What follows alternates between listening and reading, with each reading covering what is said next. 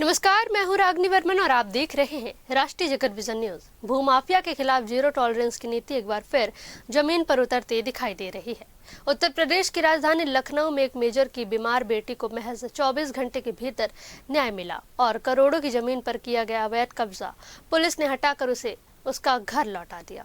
परिवार के पिता, भाई और बहन को खो देने के बाद अंजना लंबे समय से सिजोफ्रेनिया जैसी गंभीर बीमारी से जूझ रही हैं और वे रिहैब सेंटर में इलाजरत थी। इसी दौरान चंदौली के बलवंत कुमार यादव और उसके साथी मनोज कुमार यादव ने फर्जी दस्तावेजों के जरिए इंदिरा नगर स्थित उसके A418 नंबर के करोड़ों के मकान पर कब्जा कर लिया। अंजना ने 6 दिसंबर को थाने में शिकायत दी, लेकिन जब कार्रवाई में देरी होने लगी तो बुधवार को उन्होंने मुख्यमंत्री योगी आदित्यनाथ से मुलाकात कर अपनी पीड़ा सीधे उनके सामने रखी।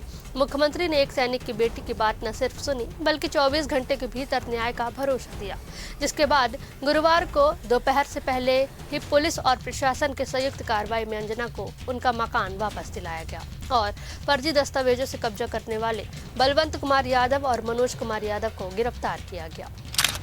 फिलहाल इस खबर में बस इतना ही। देश प्रदेश की खबरों से अपडेटेड रहने के लिए हमारे चैनल को सब्सक्राइब करें और नए खबरों की नोटिफिकेशन के लिए बेल आइकॉन जरूर दबाएं। नमस्कार।